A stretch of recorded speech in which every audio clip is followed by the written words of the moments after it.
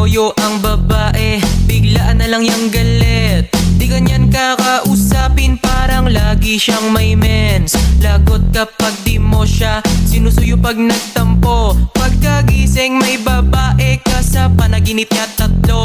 Mag-sorry ka agad, dinikis mo siya ng hard. Tas magsabi ka wag ka nang magalit, please my love. Kapag pikon siya ng sagad, bigyan mo lang ng price.